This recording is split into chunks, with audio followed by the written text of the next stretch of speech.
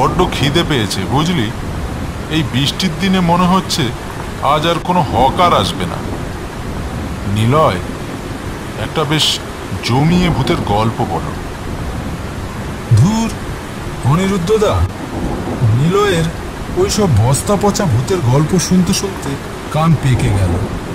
তার থেকে মোবাইলে একটা সিনেমা চালাও, সবাই মিলে দেখি। ভূতের গল্প একটা আমি শোনাতে পারি, তবে এটা গল্প নয়, আমার জীবনে ঘটে যাওয়া একটা সত্য ঘটনা। বাহ, এই তো চাইছিলাম, বৃষ্টির দিনে ভূতের গল্প, তাও আবার সত্য ঘটনা। বেশ জমবে। তাহলে শুনবে বলছো? হ্যাঁ হ্যাঁ, তুমি শুরু করো, আমরা তোমার গল্প শোনার জন্য সত্যিই আগ্রহী। তাহলে শোনো, বছর 7 আগের কথা। তখন আমি সবে নতুন চাকরি পেয়েছি। ভূত পেতে আমি কখনো বিশ্বাস করতাম না। বীরেশ্বরবাবু নামে এক ভদ্রলোক হঠাৎই আমাদের গ্রামে এসে উঠেছে। বড়ই ভদ্র চেহারা, কিন্তু চোখে মুখে এক অদ্ভুত গাম্ভীর্য। লোকটার বেশ পয়সাও আছে বটে। গ্রামেরই একটা পুরাতন দোতলা বাড়ি কিনে নিয়েছেন তিনি।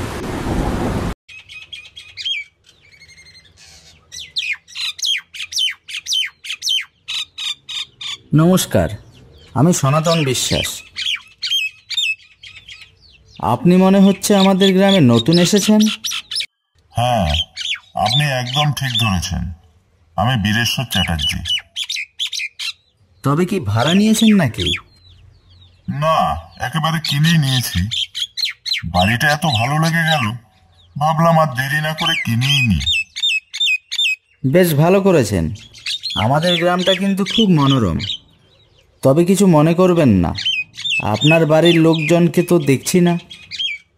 আমার স্ত্রী বছর 15 আগে মারা গেছেন, এখন আমি একাই থাকি। কথাটা শুনে তখনই আমার মনে একটু সন্দেহ হয়েছিল। একা মানুষ, আর এত বড় বাড়ি কিনেছে। তারপরে বেশ কিছুদিন কেটে যায়। হঠাৎ একদিন আমার সহধর্মিনীর মুখে শুনলাম,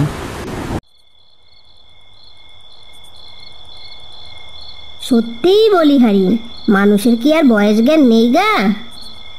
কি আবার হলো গো গিন্নি? এই গ্রামে নতুন লোকটা গো। ছি ছি, দেখি কি বোঝার উপায় আছে? যেন ভাজা মাছটা উল্টে খেতে জানে না।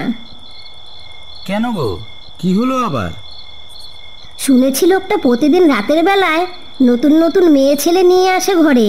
ছি ছি। তাই নাকি? মানুষটাকে দেখে তো তেমন মনে হয় না কিছু। লোকটাকে তো আমি ভালো মানুষই ভাবতাম। ভালো মানুষ না ছাই, একটা চরিত্রহীন লম্পট মানুষ। স্ত্রীর মুখে কথাগুলো শুনে লোকটার প্রতি ভীষণ রাগ হলো। পরের দিন বিকেলবেলায় গ্রামের একটা চায়ের দোকানে চা খেতে গেছি। সেখানে গিয়েও শুনি একই আলোচনা।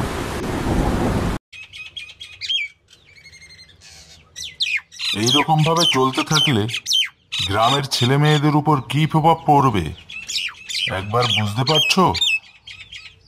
কথাটা আমি কালকে আমার স্ত্রীর মুখে শুনেছি, কিন্তু আপনারা একবার শুধু অর্ডার করুন, ওই মানুষটাকে উত্তম মধ্যম দিয়ে গ্রাম ছাড়া করব। কাউকে উত্তম মধ্যম দেওয়ার আগে একবার অন্তত যাচাই করা উচিত যে ঘটনাটা সত্যি না মিথ্যা। তাহলে আপনি দায়িত্ব নিয়ে যাচাই করে দেখুন না। আপনাকে দায়িত্ব দিলাম। আমি একা কি করে সম্ভব? তারপর কি করলে? কি আর করব, একটা মানুষকে উত্তম মধ্যম দেওয়ার থেকে তার সম্বন্ধে ভালো করে জানাটা আমার কাছে ঠিক মনে হলো। তাই আর দেরি করলাম না, সেই দিন রাতের বেলায় বেরিয়ে পড়লাম। কি ব্যাপার তোমার? রাতের বেলা ফিটফাট হয়ে কোথায় যাচ্ছ? একটা বিশেষ কাজে যাচ্ছি, ফিরতে একটু দেরি হবে। তুমি কিন্তু আবার ঘুমিয়ে পড়ো না যেন। আমার যদি ঘুম পায় তবে আমি কি করব? কেন? আজ তো শুক্রবার, রেডিওতে যাত্রাপালা আছে। তুমি বসে বসে যাত্রা শোনো, ততক্ষণে আমি চলে আসব। বেশ, কি আর উপায়, বসে বসে যাত্রাই শুনি। বাইরে তো ভীষণ অন্ধকার। আচ্ছা গিন্নি, আমাদের একটা টর্চ লাইট ছিল না? ওই তো আলমারিতে রাখা আছে, বের করে নাও।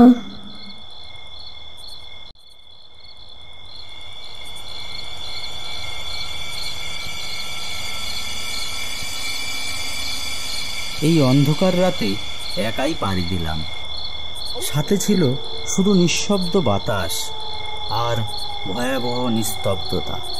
প্রতিটা ছায়া যেন কিছু বলতে চাইছিল, আর হৃদয়ের গভীর থেকে উঠে আসছিল শীতল কাঁপুনি।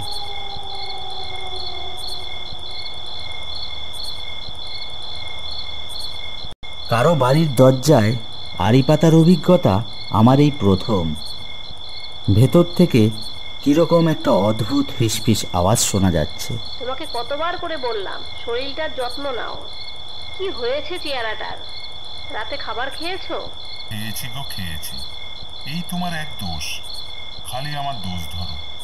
কোথায় একটু ভালো ভালো কথা বলবে তা না। ও বাবু, রাগ হয়েছে, উচিত কথা বললেই দোষ? ভালো করে কান পাতলেই বুঝলাম এটা বীরেশ্বরবাবুর গলা, সাথে এক অচেনা মহিলার কণ্ঠস্বর। তাদের কথা স্পষ্ট নয়, কিন্তু টোনটা যেন তীব্র আতঙ্কে মোড়া। হঠাৎ ঘরের মধ্যে ফিসফিস কথা বলা বন্ধ হয়ে গেল। আমার মনটা কেমন করে উঠল, আতঙ্কে হিম হয়ে গেল শরীর।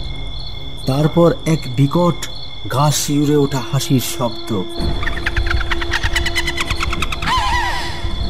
একজন ভদ্রলোক দরজার সামনে আড়ি পাচ্ছে, যাও আদর করে ঘরে এনে বসাও। এই কথা শোনা মাত্রই আমার পায়ের তলা থেকে মাটি যেন সরে গেল। কি করব বুঝে উঠতে পারছি না। ভাবলাম ছুটে পালাই। ঠিক সেই সময় দরজাটা খুলে গেল, আর সম্মুখে দাঁড়িয়ে বীরেশ্বরবাবু বলে উঠলেন, এ কি সনাতন বাবু, এত রাতে? আসুন, ভিতরে আসুন।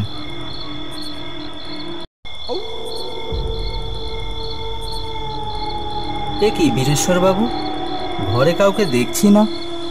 একটু আগে একটা মহিলার কণ্ঠস্বর শুনলাম যে। ও, তাহলে আপনি দরজার সামনে আড়ি পেতে সব শুনছিলেন? না, ঠিক তেমন নয়। ঠিক তেমন নয় কি মশাই? আপনি স্বামী স্ত্রীর কথা আড়ি পেতে শুনছেন, এটা কি ঠিক? রেডিওর ভেতর থেকে কে কথা বলছে? আমার স্ত্রী। আপনার স্ত্রী? কিন্তু কিন্তু তিনি মারা গেছেন, তাই তো? তাতে আপনার কি? আপনি কেন আমার স্বামীকে বিরক্ত করতে এসেছেন? যান, বাড়ি যান। কিরকম ভদ্রলোক আপনি? আমার স্বামীর চরিত্র যাচাই করার কি অধিকার আছে আপনার? আপনি নিজের চরকে তেল দিন। কিন্তু কিছু যে বুঝতে পারছি না। রেডিওর ভেতর থেকে? হ্যাঁ, রেডিওর ভেতর থেকে আমার স্ত্রী আমার সঙ্গে কথা বলেন। ও যাও, অনেক রাত হয়েছে, ঘুমিয়ে পড়ো।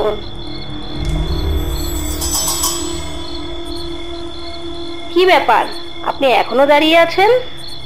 এটা কি করে সম্ভব? ও আপনি বুঝবেন না, আপনার বুঝেও কাজ নেই। আপনি বাড়ি যান। আপনার স্ত্রীর তো পেটের অসুখ আছে, ভালো চান তো বাড়ি যান, নয়তো আর স্ত্রীকে দেখতে পাবেন না। কথাগুলো শুনে আমি কি করব ভেবে পাচ্ছি না। আমি আর দেরি না করে সোজা দৌড়ে বাড়ি অবধি আসলাম। বাড়িতে এসে দেখি আমার বউ অচৈতন্য হয়ে বিছানায় পড়ে আছে।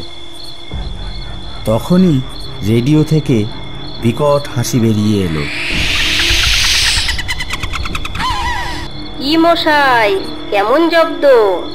আর লোকের ঘরে আড়ি পাতবেন?